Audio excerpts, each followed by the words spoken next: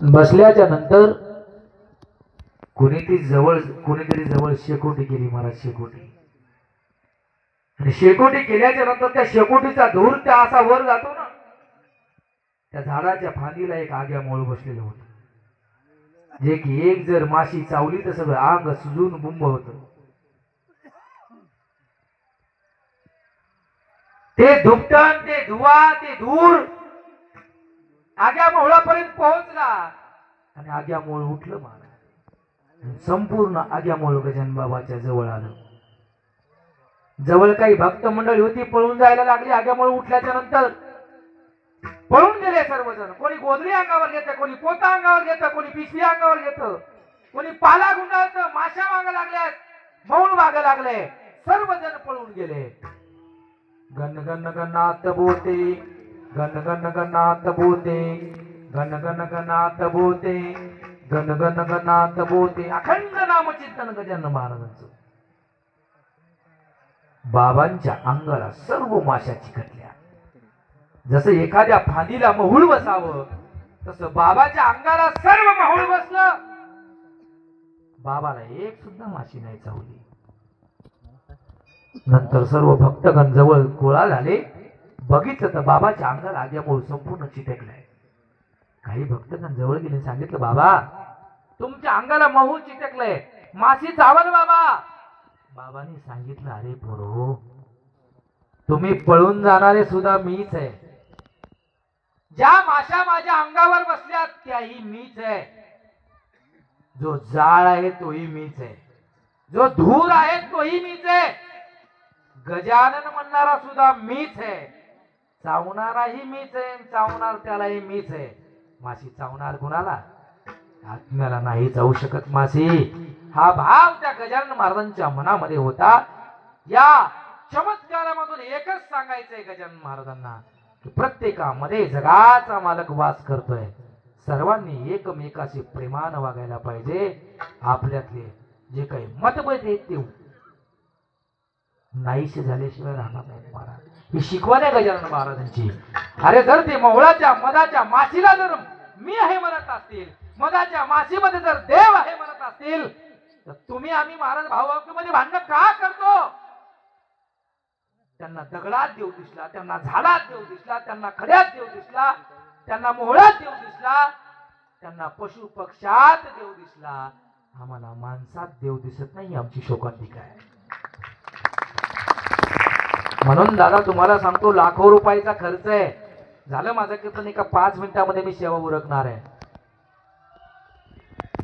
लक्ष देऊन ऐका फक्त 5 मिनिट. जर साधू संतांना जर चराचरा देव दिसत असेल तर तुम्हा आम्हाला माणसांमध्ये देव का दिसत नाही? दिसायला पाहिजे. पैसा जास्त झाला म्हणून नाही आम्ही सप्ताह करत. काहीतरी आम्हाला वर्षभर चांगलं ऐकायला भेटावं, आमच्या लेकरांना संस्कार लागावेत म्हणून आम्ही लाखो रुपयांचा खर्च करतो का नाही? अरे एक एक रुपये या सप्ताहामध्ये खर्च झालेला माझ्या शेतकरी राजाच्या कष्टामधून तयार झालेला पैसा आहे दादा. उगाच पैसा जास्त झाला म्हणून कोणी सप्ताह नाही करत. काहीतरी चांगल्या गोष्टी ऐकण्यासाठी सप्ताह करत असतात. म्हणून तुम्हाला विनंती आहे दादा, चांगल्या गोष्टी नक्की स्वीकारायला शिका.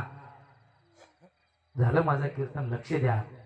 आपण एवढा सप्ताह करतोय ना दादा, गावामध्ये बरेच असे असतात भांडणं. सख्या भावाला भाऊ म्हणून 2 वर्ष झालं बोललेलं नाही सखा भाऊ. काही नाही काही एका ईदवर धुऱ्यासाठी, एखाद्या प्लॉटसाठी, थोड्याफार पैशासाठी आपले मतभेद आहेत. काल्याच्या दिवशी उद्या सर्वजण एकत्र या गड्या. हजारोंची संख्या माझ्या समोर उपस्थित आहे. काला हातावर आला का त्या ज्या दादाला 2 वर्ष झालं बोलत नाही त्याच्या जवळ जागाने मिठी मारा. एकमेका देवमुखी सुखे घाले उमरी सांगावं दादा. एका आईच्या पोटी आपण दोघांनी जन्म घेतला दादा, पण या मुखाने जेव्हापासून आपल्या धुऱ्यावरून भांडण झाले ना, काही कारणावरून भांडण झालं ना, तेव्हापासून या तोंडाने मी तुला दादा म्हणलो नाही. तू सुद्धा मला बोलला नाही रे. हे घे काला. इथून पुढे आपण भाऊ भाऊ म्हणून दादा राहू. विचार करा, असं जर सप्त्यामध्ये व्हायला लागलं दादा, तेव्हा या सप्ताहाचं फळ आहे. नाही तर लाखो रुपये काय कोटी रुपये खर्च करा. जर सप्ताहामध्ये एक माळकरी तयार होत नसेल, कोटी रुपये खर्च करा. तरुण मंडळी जर व्यसन सोडत नसेल, कोटी रुपये खर्च करा. सप्ताह जर माळकरी तयार होत नसतील, कोटी रुपये खर्च करा. सप्ताहामध्ये जर भावभावकीमधले मतभेद जर नाहीसे होत नसतील तर कोट्यावधी रुपये खर्च करून सप्ताहाला झिरो किंमत आहे. म्हणून एकच करा गड्या, त्याच्या मुखात काला घाला, गच्च मिठी मारा. तिथून पुढे जर भांडण तुमच्या दोघा भावाचं झालं तर मला येऊन भेटा. एवढी ताकद आहे या सप्त्यामध्ये, करून तर बघा. पण नाही करणार महाराज. लक्ष द्या दादा, दोन भावाचं जमन गेलं का तिसरा बोट घालायला तयार असतो. दोघा भावाची एकी असू द्या, दोन चार भाऊ एकत्र असू द्या, त्यांची एकी असू द्या महाराज, गावात कोणाची ताकद तुमच्या त्याच्या घराकडे वाकडं बघण्याची. पण दोन भाऊ एका माईच्या पोटी जन्माला येऊ द्या आणि दोघात मतभेद असावा, एक भाऊ इकडे असतो एक भाऊ इकडे असतो महाराज, आणि त्यांना लावून देणारे दुसरी असतात. म्हणून आपलं घरानं बाहेर नका मांडू दादा. एकच काम करा. झालं माझं कीर्तन. धर्माचं रक्षण करण्याकरता माझा तरुण वर्ग इथं जास्त आहे. तुम्हाला सर्वांना विनंती करतो दादा, आपण सुद्धा कुठंतरी आपल्या धर्माचं देणं लागतो, आपल्या धर्माचं पालन करण्याकरता आपण लागतो.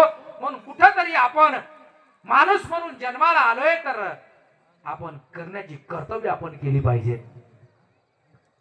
19 तारखेला माझ्या राजाची जयंती आहे. थोडस पेज द्या नावं द्या दादा. 19 तारखेला माझ्या राजाची जयंती आहे. त्या जयंतीच्या दिवशी माझा तरुण बांधव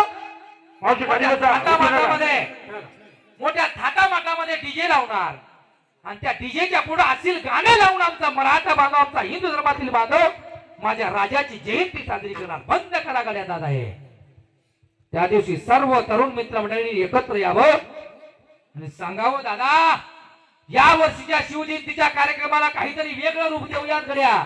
गावातील सर्व तरुण मित्र मंडळींनी एकत्र यावं, गावातील वडीलधारी माणसांनी त्यांना सहकार्य करावं आणि शपथ घ्यावी. आजपासून राज तुमच्या समोर आम्ही शपथ घेतोय की आजपासून आम्ही तंबाखू खाणार नाही, आजपासून आम्ही गुटखा खाणार नाही, आजपासून आम्ही व्यसन करणार नाही, आजपासून आमच्या पुढे येणारी स्त्री आम्हाला माय म्हणून आम्ही तिच्याकडे बघतील आणि बहीण म्हणून आम्ही तिच्याकडे बघतील.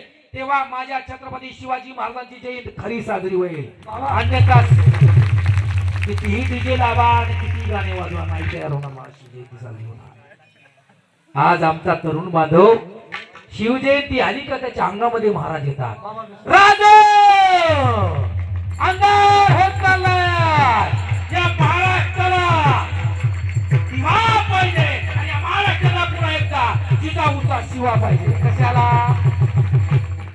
कशाला पाहिजे शिवाजी महाराज तुम्हाला?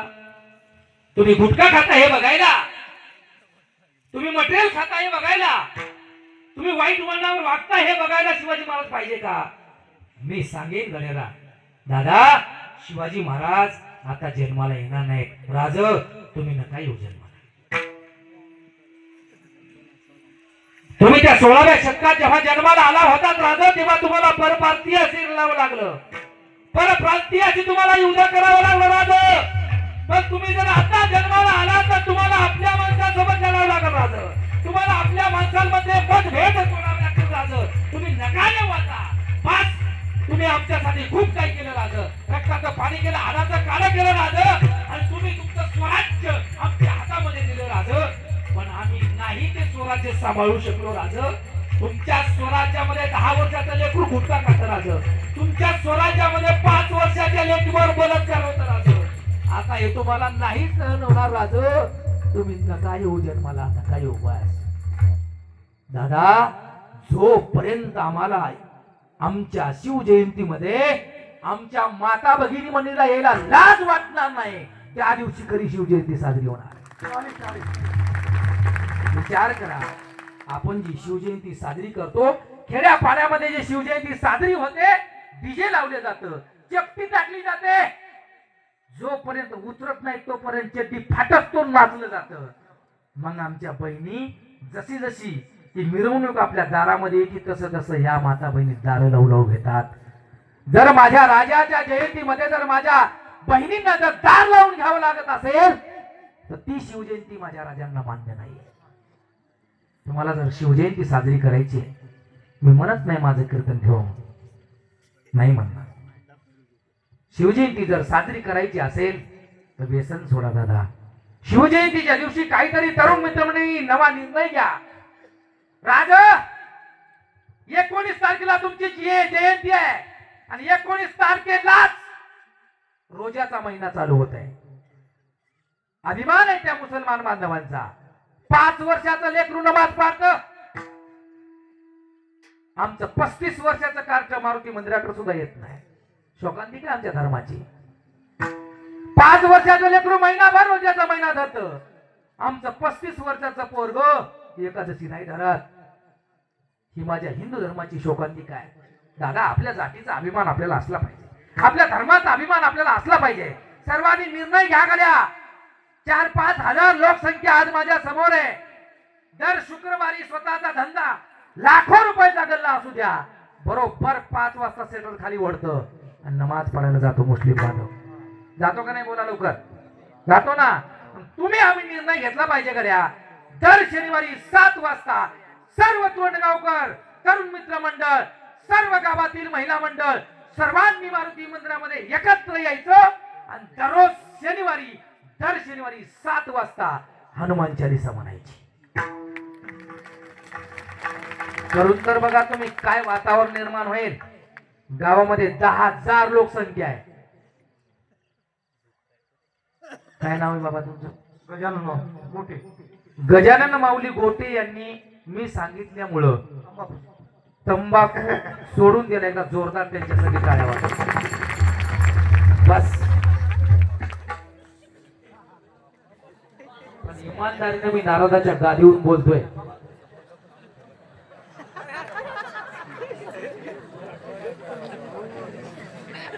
एकदा टाळ्या वाजवा त्यांच्यासाठी. अरे त्या तंबाखूवर आपल्याला दिलेलं आहे, ये खाने से कैंसर हो सकता है. हो सकता है नाही, होता ही है. कारण मी भोगतोय. मला माहिती आहे त्याचं दुःख काय असतं. माझा मोठा भाऊ गुटखा खात होता. सध्या आज बार्शीला ऍडमिट आहे. सर महाराज आज बार्शीला ऍडमिट आहे. जो सुमिरो हनुमत बलबीरा, जय जय जय हनुमान गोसावी, कृपा करो गुरुदेव की नाई. जो 100 बार पाठ कर कोई, छूटही बंदी महासुख होई. अरे बाबा तुलसीदास महाराज म्हणतात सुखच काय, महासुख झाल्याशिवाय राहत नाही. 8 दिवसामध्ये हनुमान चालीसा लहान लेकरापासून म्हाताऱ्या माणसांपर्यंत पाठ होऊन जाईल दादा. आणि हे सर्व हिंदू बांधव दर शनिवार जर एकत्र दिसले तर काय वातावरण निर्माण होईल दादा. एक आगळं वेगळं वातावरण निर्माण होईल आणि एक आपल्या धर्माची नवीन झलक तयार झाल्याशिवाय राहणार नाही. म्हणून प्रत्येकाने आपल्या धर्माशी एकनिष्ठ राहिलं पाहिजे गड्या. आपली जी कर्तव्य ती नक्की केली पाहिजे गड्या. आता बरोच जणांचं ऐकू येतं महाराज आमच्या काळात असं नव्हतं. आमचे तरुण बांधव असतात गावामध्ये, काही म्हातारी कोतारी माणसं पुचरोट्यावर बसली असती. आमच्या काळामध्ये असलं नव्हतं. नेमकं तुमच्या काळात होतं कसलं मला ते सांगा. मी सांगेन गड्या तरुण मित्रमंडळ आमचं बिघडच नाही. अजून आमची म्हातारी सुधारली नाही. खरे महाराज आज सुद्धा आमचा आजोबा आमच्या नातवाच्या देखत तंबाखू म्हणतंय. बाहेर आलं का म्हातारी बोंबाची बेडके टाकता कुठं पण बिड्या भरू नका. म्हातारा बाथरूम मध्ये जाऊन बिडी बोलते. बाथरूम ही कशासाठी असते? त्याच्यासाठी. पण तिथं डबीच्या काड्याची काय गरज आहे? किती जणांच्या घरात बाथरूम मध्ये डबीच्या काड्या सापडतात? लक्ष द्या दादा. तुम्ही व्यसन करताय ना. अरे जाम पर जाम पीने से क्या फायदा, आधी रात में उतर जाएगी. प्याला पियो हरि नाम का, पूरी जिंदगी सुधर जाएगी. अरे ब्रह्मरेस घेई काढा जेने पिढा वारेल. अरे ज्याला रोगच होणार नाही असा पाला प्या ना. या आमच्या पार्टीमध्ये ज्यांचे जमत नाही त्यांचे नाही जर जमून दिलं तर माझं नाव बदलून ठेवा. होतात महाराज, लग्न सुद्धा होतात, पण एकच विनंती करतो बघा, तुम्ही जसं व्यसन लावून घेतलं ना तंबाखूचं पुडीचं, तुमचं सुटणार नाही आता. बऱ्याच जणांना सांगून सांगून घरचे कदरले पण सुटत नाही. पटतंय सर्वांना, सुटत नाही. तुम्हाला एकच विनंती, सोडू नका. फक्त तुमच्या घरातल्या लहान लेकरांच्या समोर खाऊ नका, तुमच्या घरातल्या लहान लेकरांच्या समोर बोलू नका, जेणेकरून तुमची येणारी पिढी तुमच्या मागे येईल. आता बरेच जण म्हणतात महाराज काय करावं, एकूच एक पोरग आहे पण लय बिघडलं. त्याला बिघडण्याला जबाबदार तुझे बापू, तुझं पोरग गावातल्याने नाही बिघडलं. विचार करा तुम्ही. मौली ज्ञानोबा म्हणतात, एक वडीलच जे करीती त्या नाम धर्म ठेवीती याला अनुष्ठिती सामान्य सकळ. माऊली ज्ञानोबा म्हणतात, वडील झालेली माणसं घरातले जे करत असतात तेच येणारी पिढी करत असते. म्हणजे काम करा ना हो. 10-5 वेळा रोज उठलं तर ज्ञानेश्वरीच्या वाचा, 10-5 अभंग गाथ्याचे वाचा. तुमचा नातू बघेल आमचा आजोबा काय करतोय. तुम्ही देवाची पूजा करत असताना तुमच्या जवळ येऊन बसेल, बाबा मी एक देव धुवू का, बाबा मी एका देवाला पाण्यानं पुसू का, बाबा मी देवाला गंध लावू का. तुमच्या पाठोपाठ तुमच्या घरातली पिढी सुद्धा त्या मार्गाने जायला लागेल. हे अगोदर आपण करणं गरजेचं आहे. पण किती जण सकाळी उठलं तर देवपूजा करतात. देवपूजे एवढा कंटाळा तर माणसाला दुसरा कोणताच नाही. विचार करत असतील दुपारी 12ला कवळे नाही काय करू मा, देवपूजाच राहिली म्हणतात. सगळं घर झाली ती सकाळपासून आणि देवपूजेची राहते. अवघड आहे महाराज. सकाळी उठल्यावर दादा एक विनंती करतो, अंगावर 2 तांबे पाणी घेऊन आपण गाडीला किक मारून निघून जातो ना दादा. माझ्या सर्व बांधवांना विनंती आहे, सकाळी जशी आंघोळ करतो आपण, जशी क्रीम लावायला विसरत नाही, तसा स्प्रे मारायला विसरत नाही, कोणी कोण भांग कसा पडलाय ते पाडायला जसं विसरत नाही, तसाच एक कपाळाला टीका लावायला विसरू नका. तुम्ही ओळखायला पाहिजे हिंदू धर्मातले एक म्हणून. नाही आम्ही ओळखूयात म्हणून सर्वांना विनंती करतो गड्या, आपण आपल्या धर्माशी एकनिष्ठ राहिलं पाहिजे. काय तुम्हाला आता संत खरे गजानन बाबा तुम्हाला आता बघायला भेटणार नाही. कुणीतरी येतो व्हिडिओवर बघतो, मग ते गजानन बाबा सारखा दिसतो, मग ते व्हिडिओ पाहतो, हे बहुरूपी असते. पण माझे गजानन बाबा तुम्हाला आता भेटणार नाही. तुम्हाला आता त्यांच्या विचारानं चालावं लागेल. छत्रपती शिवाजी महाराज आता तुम्हाला आम्हाला भेटणार नाही. त्यांनी जी शिकवण आपल्याला दाखवून दिली त्या शिकवणीनुसार आपल्याला वागावं लागणार. येण्याची पंथे चालू जाता न पडे गुंता कोटे काही. आणि आम्ही जर आमच्या राजांनी आम्हाला दाखवून दिलेल्या मार्गाने जात असतील, गजानन बाबांनी आम्हाला दाखवून दिलेल्या मार्गाने जात असतील, तर आमच्या जीवनामध्ये संकट हे कधीच येणार नाही. संकट जाई माघारी, संकट माघारी जातील, माघारी जातील याचा अर्थ संकट येत आहे. येणाऱ्याच गोष्टी माघारी जात असतात, येणाऱ्या न येणाऱ्या गोष्टी माघारी जात नाही. संकट तुमची वाट बघू नये. तुम्हाला संधी भेटली का संकट तुमच्या समोर उभं आहे, मग ते संकट जर घालवायचं असेल तर माझ्या राजांच्या शिकवणीने चाला. ते संकट जर घालायचं असेल तर माझ्या गजानन बाबांनी देखील दिलेल्या शिकवणीनुसार चाला. माझ्या राजाने तुमच्या हातात स्वराज्य दिलंय, त्या स्वराज्याला महाराज बैमान होऊ नका.